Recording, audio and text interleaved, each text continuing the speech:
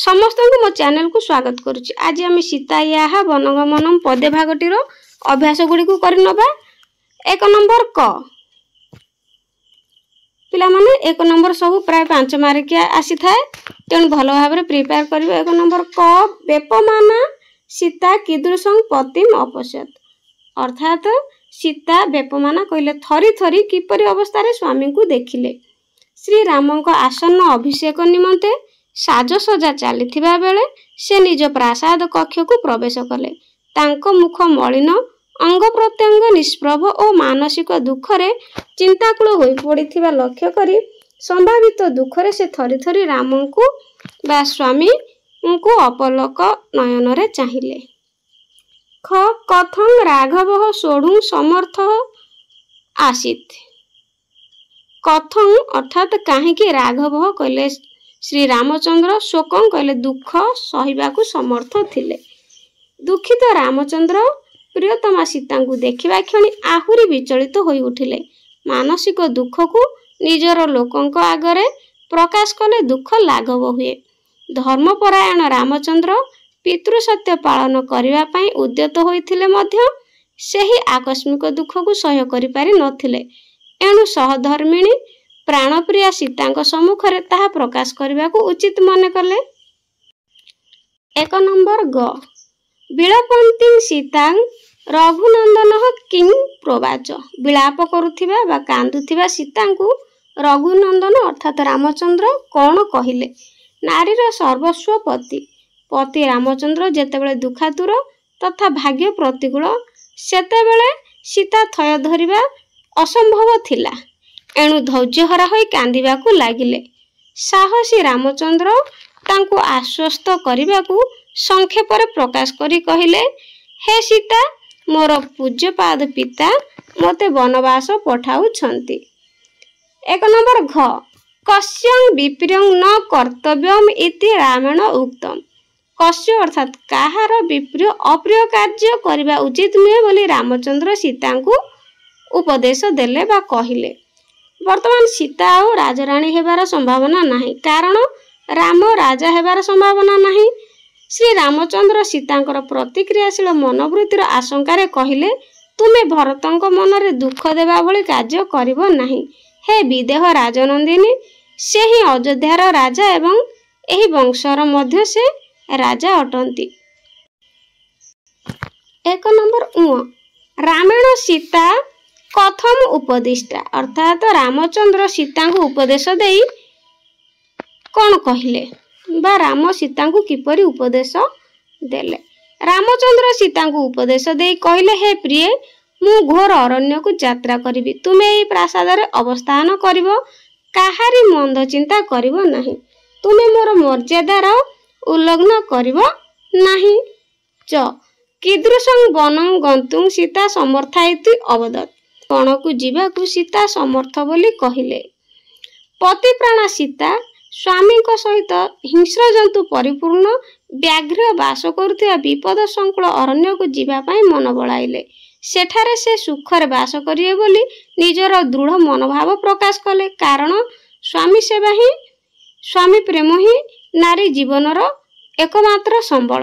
तद्वारा से सकल प्रकार दुख को हसी हसी सुखरे परिणत करी पारिबे। 1 नंबर 6 कथं दुखतर वनम, अर्थात वन काहेकि दुखपूर्ण बा वन रे कौन कौन दुखपूर्ण सह्य करिबा को पड़ी थाए बा दुखपूर्ण जंत्रणा सह्य करिबा को पड़ी थाए।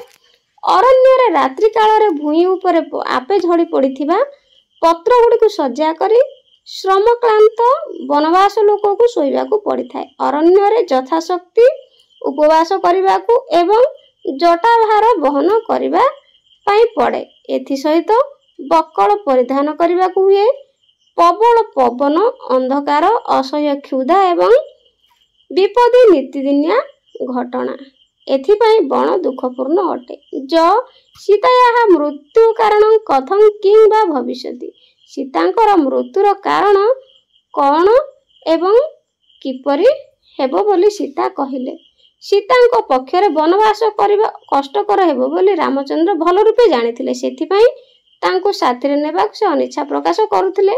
ଏପରି ବୁଝିପାରି ସୀତା ସ୍ତ୍ରୀ ଧର୍ମ ବର୍ଣ୍ଣନା କରି ବନଗମନ ପାଇଁ ଅକାଟ୍ୟ ଯୁକ୍ତି ଉପସ୍ଥାପନ କରିଥିଲେ। ଏପରିକି ଶେଷରେ ସେ ବନଗମନରୁ ବଞ୍ଚିତ ହେଲେ। ଆତ୍ମହତ୍ୟା ପାଇଁ ବିଷ, ଅଗ୍ନି କିମ୍ବା ଜଳର ଆଶ୍ରୟ ନେବାକୁ ସୀତା ରାମଚନ୍ଦ୍ରଙ୍କୁ କହିଥିଲେ। 1 ନମ୍ବର ଝ ବନଗମନାୟ କିଂ କର୍ତ୍ତୁଂ ରାମ ସୀତାମ୍ ଉପଦିଷ୍ଟବାନ୍। ବଣକୁ ଯିବାକୁ କଣ କରିବାକୁ ରାମ ଉପଦେଶ ସୀତାଙ୍କୁ ଦେଲେ। ବହୁ ଯୁକ୍ତିତର୍କ ପରେ ରାମଚନ୍ଦ୍ର ସୀତାଙ୍କ କଥାରେ ମୁଗ୍ଧ ହୋଇ ବନବାସ ପାଇଁ ସ୍ୱୀକୃତି ପ୍ରଦାନ କଲେ। ବ୍ରାହ୍ମଣ ମାନଙ୍କୁ ଧନରତ୍ନ ଏବଂ ଭିକ୍ଷୁକ ମାନଙ୍କୁ ଭୋଜନ ଦେବାକୁ ପରାମର୍ଶ ଦେଲେ। ବିଳମ୍ବ ନ କରି ବନବାସ ବାହାରିବାକୁ ଶ୍ରୀରାମ ସୀତାଙ୍କୁ କହିଥିଲେ। ସଂକ୍ଷେପଣ ଉତ୍ତରଂ ଲିଖତ, ଅର୍ଥାତ୍ ସଂକ୍ଷେପରେ ଉତ୍ତର ଲେଖିବା। 2 ନମ୍ବର ପ୍ରାୟ ପିଲାମାନେ ସବୁ 1 ମାର୍କିଆ କୋଶ୍ଚିନ୍ ଆସିଥାଏ, ତେଣୁ ଗୋଟିଏ ଗୋଟିଏ ବାକ୍ୟ ମଧ୍ୟରେ ଉତ୍ତର ଦେବାକୁ ପଡିଥାଏ। କଥଂ ରାମ ଅବାଙ୍ଗ୍ମୁଖ ଅଭବତ୍। ରାମ କାହିଁକି ମୁହଁକୁ ତଳକୁ କରିଥିଲେ। କାରଣ ଅତ୍ୟନ୍ତ ଲଜ୍ଜାରେ ଶ୍ରୀରାମଚନ୍ଦ୍ର ମୁହଁକୁ ତଳକୁ କରିଥିଲେ। ଖ କିଦୃଶଂ ରାମଂ ଦୃଷ୍ଟ୍ୱା ସୀତା ଦୁଃଖାଭିସନ୍ତପ୍ତା ଅଭବତ୍। କିଦୃଶଂ ଅର୍ଥାତ୍ କିପରି ରାମକୁ ସୀତା ଦେଖି ଦୁଃଖ ସନ୍ତପ୍ତା ହେଲେ। ମଳିନ ମୁଖ ଅତ୍ୟନ୍ତ ଦୁଃଖିତ ତଥା ରୁଷ୍ଟ ସେହି ଶ୍ରୀରାମଚନ୍ଦ୍ରଙ୍କୁ ଦେଖି ସୀତା ଶୋକାକୁଳ ହୋଇଥିଲେ।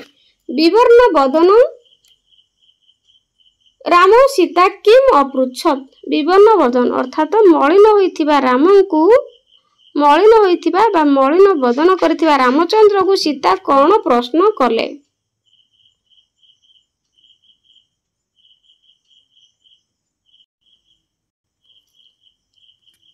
ଉତ୍ତର ମଳିନ ମୁଖମଣ୍ଡଳ ଶ୍ରୀରାମକୁ ଦେଖି ସୀତା ପ୍ରଶ୍ନ କଲେ, ଯେତେବେଳେ ରାଜ୍ୟାଭିଷେକ ଆୟୋଜିତ ତୁମର ଏପରି ଅବସ୍ଥା କାହିଁକି। ତୁମର ଅପୂର୍ବ ମୁଖମଣ୍ଡଳରେ କାହିଁକି ହସ ପରିଲକ୍ଷିତ ହେଉନାହିଁ। ଘ କହ ସତ୍ୟ ପ୍ରତିଜ୍ଞ ଆସିତ୍, ଅର୍ଥାତ୍ କିଏ ସତ୍ୟ ପ୍ରତିଜ୍ଞ ଥିଲେ। এই କୋଶ୍ଚିନ୍ଟି ପିଲାମାନେ ସର୍ଟ କୋଶ୍ଚିନ୍ ବାରମ୍ବାର ଆସିଥାଏ। ରାଜା ଦଶରଥ ସତ୍ୟ ପ୍ରତିଜ୍ଞ ଆସିତ୍। କିଛି ପିଲା ଭୁଲବଶତଃ ରାମଚନ୍ଦ୍ର ବୋଲି ଲେଖିଥାନ୍ତି, ତେଣୁ ଏହାର ସଠିକ ଉତ୍ତର ହେଉଛି ରାଜା ଦଶରଥ ସତ୍ୟ ପ୍ରତିଜ୍ଞ ଥିଲେ। ଦଶରଥ କସ୍ୟୈ କିଂ ଦତ୍ତବାନ୍। ଦଶରଥ କାହାକୁ କଣ ପ୍ରଦାନ କରିଥିଲେ। ଦଶରଥ ମହାରାଜ କୈକେୟୀଙ୍କୁ ଅତୀତରେ 2ଟି ବର ପ୍ରଦାନ କରିବାକୁ କଥା ଦେଇଥିଲେ। କଥଂ ସୀତା ବୈଦେହୀ ଇତି ଉଚ୍ୟତେ। ସୀତାଙ୍କୁ କାହିଁକି ବୈଦେହୀ କୁହାଯାଏ। କାହିଁକି ନା ବିଦେହ ରାଜ୍ୟର ରାଜକନ୍ୟା ହୋଇଥିବାରୁ ସୀତାଙ୍କୁ ବୈଦେହୀ କୁହାଯାଏ। କେ ସ୍ୱଂ ସ୍ୱଂ ଭାଗ୍ୟମ୍ ଉପାସତେ। କେଉଁମାନେ ନିଜ ନିଜର କର୍ମର ଭାଗ୍ୟଫଳ ବା କର୍ମଫଳ ଭୋଗ କରନ୍ତି। ପିତା, ମାତା, ଭ୍ରାତା, ପୁତ୍ର ଓ ପୁତ୍ରବଧୂ ସମସ୍ତେ ନିଜ ନିଜର କର୍ମ ଅନୁସାରେ ଭାଗ୍ୟଫଳ ପ୍ରାପ୍ତ କରନ୍ତି। ନାରୀ କସ୍ୟ ଭାଗ୍ୟମ୍ ପ୍ରାପ୍ନୋତି। ନାରୀ ସ୍ୱାମୀର ଭାଗ୍ୟଫଳ ହିଁ ପ୍ରାପ୍ତ କରିଥାଏ ବା ଭୋଗ କରେ। ବନବାସ କାଳେ କୁତ୍ର ସୁପ୍ୟତେ। ବନବାସ ସମୟରେ ବା ବନଗମନ ସମୟରେ କେଉଁଠି ଶୋଇବାକୁ ପଡ଼ିଥାଏ। ବନବାସ କାଳରେ ରାତ୍ରିରେ ଆପେ ଆପେ ଝଡ଼ି ପଡ଼ିଥିବା ଶୁଖିଲା ପତ୍ରକୁ ଶଯ୍ୟା ନିର୍ମାଣ କରି ଶୋଇବାକୁ ପଡ଼ିଥାଏ।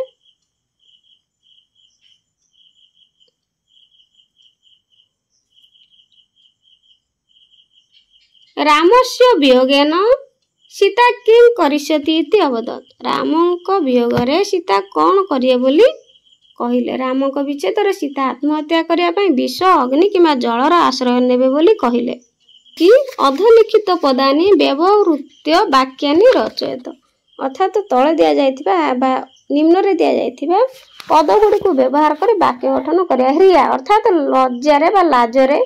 ହ୍ରିୟାସା କିମପି ନ ବଦତି। ହ୍ରିୟାରେ ଲାଜରେ ସେ କିଛି ବି କହିପାରିଲାନି। ମନ୍ଦମ ଅର୍ଥାତ୍ ଧୀରେ ଧୀରେ। ମନ୍ଦଂ ମନ୍ଦଂ ଚଳତି ଗଜଃ। ହାତୀଟି ଧୀରେ ଧୀରେ ଚାଲୁଛି ବା ଯାଉଛି। କର୍ତ୍ତବ୍ୟମ୍ ଅର୍ଥାତ୍ କରିବା ଯୋଗ୍ୟ। ତବ କର୍ତ୍ତବ୍ୟମ୍ କିମ୍। ତୁମର କର୍ତ୍ତବ୍ୟ କଣ। ପ୍ରଣୟାତ୍ ଅତିଶୟ ପ୍ରୀତି ହେତୁ। ସା ପ୍ରଣୟାତ୍ ଏବଂ ବଦତି। ସେ ଅତ୍ୟନ୍ତ ପ୍ରୀତି ହେତୁ ଅତିଶୟ ପ୍ରୀତି ହେତୁ ଏପରି କହିଲା। ଅଳମ ଅର୍ଥାତ୍ ବାରଣ ଅର୍ଥରେ। ଅଳଂ ହିଂସୟା। ହିଂସା ବାରଣ କରିବା, ତ୍ୟାଗ କରିବା। ସହ ଅର୍ଥାତ୍ ସହିତ। ତ୍ୱୟା ସହ ବିଦ୍ୟାଳୟ ଗମିଷ୍ୟାମି। ତୁମ ସହିତ ବିଦ୍ୟାଳୟକୁ जीवी इव अर्थात परी राम इव राजा नास्ति राम परी राजा नाहंती रुते अर्थात व्यतीत त्वाम रुते कथं जीवाबि तुम बिना किपरि बंचिबि रोचते अर्थात भल लागिबा मह्यं महाप्रसाद रोचते मते महाप्रसाद भल लागे। 4 नंबर संधि कुरुत अर्थात संधि करिबा विच्छेद देइछि आमे संधि करिया मुख वर्ण युक्त च मुख वर्ण युक्त च हे गेले मुख वर्णश्च सेहि परि भवान युक्त तातः भवांस्तातः एटा भूतर परीक्षा पड़छि नृप उद्यते एटा मध्ये इंपोर्टेंट किमिदम एटा मध्ये बहुत इंपोर्टेंट किम युक्त इदम किमिदम पुत्रः युक्त तथा पुत्रस्तथा विमान नहीं युक्त बा विमान नहीं बा बसतः युक्त तान हबो बसतस्तान मुहांती अत्र एटा बहुतर परीक्षा पड़छि विमृशन युक्त इव विमृशन इव त्यक्तव्यम युक्त इह त्यक्तव्यम इह विषम युक्त अग्निम एटा बहुत इंपोर्टेंट बहुत थर परीक्षा पड़छि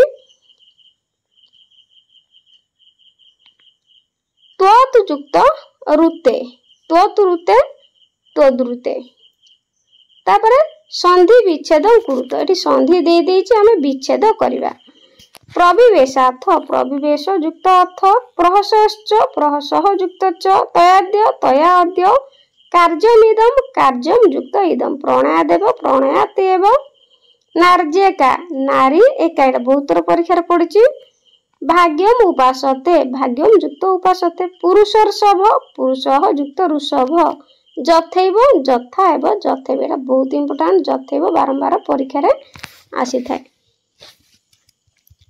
तापरे तोया बळे तोया युक्त अबळे तोया बळे अतीव अति युक्त एबा एटा मध्ये बहुत इंपोर्टेंट परीक्षा रे पड़िछि चाप्ति च इति चाति मंदम युक्त इदम नेदानिम न युक्त इदानिम नेदानिम 6 नंबर करिया बंधन मध्यात् विग्रह वाक्य समस्त पदं बा समास नाम चित्त उत्तरं लिखत बंधन मध्यरु विग्रह वाक्य समस्त पद समास नाम बाछि शुद्ध उत्तर लेखिबा प्रहुष्ट जनेहि संपूर्ण ऑप्शन षष्ठी तत्पुरुष तृतीय तत्पुरुष बा बहुव्रीहि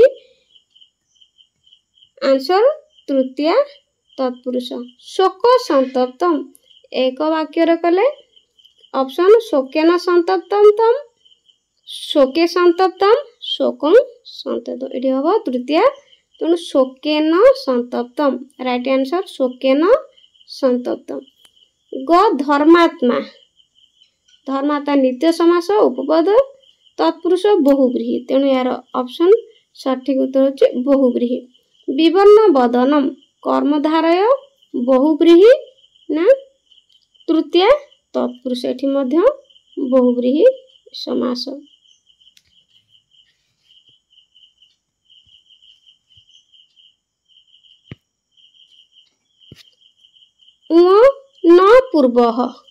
न पूर्व एक वचन हे जिवो एटा नय तत्पुरुष तेणु अपूर्व और आगमन हेबो तापरे च मुख वर्ण मुखे वर्ण मुखस्य वर्ण मुखात वर्ण तेणु यार सठिक उत्तर हबो मुखस्य वर्ण तापरे रघुनंदन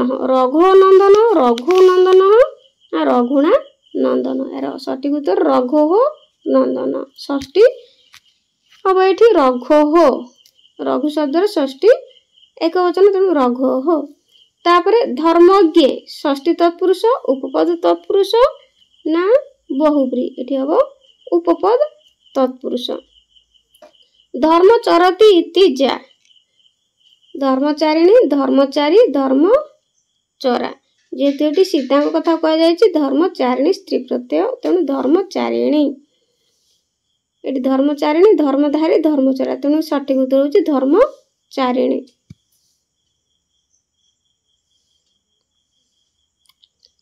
नियम महाबरौ नियम दे देछि महाबरौ अर्थात ऑप्शन महान बरौ बड़ बर महबर कौन तेणु बड़ बर हम केमती महान बर हो ना तो ना महंत बर हो ना महत बर तेणु नि हम महांत बर महांत बर एटा हम तापरे महावनम महावनम बहुब्री समास ना तृतीय तत्पुरुष ना कर्म धार तेणु एठी हमर हम विशेष पदर आगमन होइछि तेणु कर्मधारय समास प्रिय वदति इति जा प्रिय जे प्रिय कथा कहे ताकू एक पदरे प्रियवादी प्रिय वदना ना प्रियवादिनी एटा बहुत सहज अटे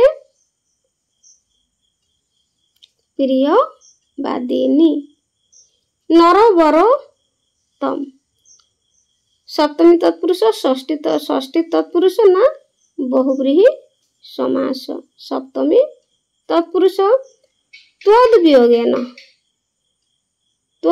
अर्थात तुमर वियोग रे तेणु षष्ठी तत्पुरुष एण विगता संज्ञा जस्या ताम विसंज्ञम विसंज्ञा विसंज्ञा नाम तेणु सठिक उत्तर होची सेकंड ऑप्शन टा विसंज्ञाम 7 नंबर करिया बंधनी मध्यात शुद्धं प्रकृतिगतं प्रत्ययगतं बा उत्तरं चित्त शून्य स्थानं पुरयत बंधनी मध्यरु शुद्ध प्रकृतिगत किंबा प्रत्ययगत उत्तर बाछिकी लेखिबा एटा हमर कृदंत प्रकरण रु आसी अछि ग्रामर बहिरो तेणु एठी प्रत्यय गुड को हमें बाछिबा चिन्हिकिनी सु सुविभूषितम एडी सु युक्त बि युक्त भूष भू तेणु यार सठिक उत्तर हम भूष प्रथम भूष धातु तापर ख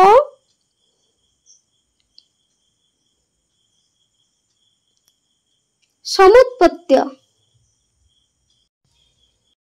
सम युक्त उत युक्त पत युक्त डैश तो एठी लप प्रत्यय शोकम एठी शोकम एठी घच धातु दे प्रत्यय देछि तेणु हम एठी धातु बसेबा तेणु एटा सुच धातु तापर दृष्टवा एटा बहुत सहज परीक्षा रे मध्य बारंबार पड़ी थाए दृश युक्त त्वा प्रत्यय लागि छि एठी दृष्टवा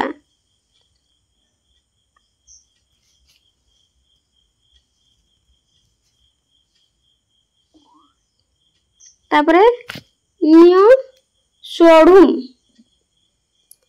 एठी धातु बसिया पई गइछि तुम प्रत्यय दे देछि तेणु एहार सह धातु हबो तापरे प्रकीर्णम प्र उपसर्ग युक्त खिद धातु युक्त त अभिषेक अभि एठी अभि उपसर्ग धातु कोन बसिबो ऑप्शन दे देछि सिच सिस ना सिध एठी सिच धातु विलोम पंक्ति बी युक्त लप युक्त इपि हर्षईकारांत पई देछि तापर को प्रत्यय बसिबो एठी शत्रु प्रत्यय बसिबो दत्तो एठी दा धातु बसिबो ता सहित त प्रत्यय लागिबो निय वस्तव्यम बस धातु निय पई एठी बस धातु दे देछि प्रत्यय देछि शत्रु तभक्तु तव्य तेणु एठी हबो तव्य प्रत्यय एठी तव्य प्रत्यय संक्रुधा संयुक्त क्रू युक्त प्रत्यय बसिया पई कहिछि तेणु एठी हबो त प्रत्यय भुंजा ना एठी धातु दबो सानच प्रत्यय लागिछि तेणु धातु लगेया पई कि कहिछि तेणु भुज धातु सेकंड ऑप्शन भुज धातु नेतुम बहुत सहज परीक्षा रे मध्ये बहुत थर पडिछि एठी केउ धातु बसिबो ना नि धातु बसिबो तापर बसतः बस युक्त शत्रु प्रत्यय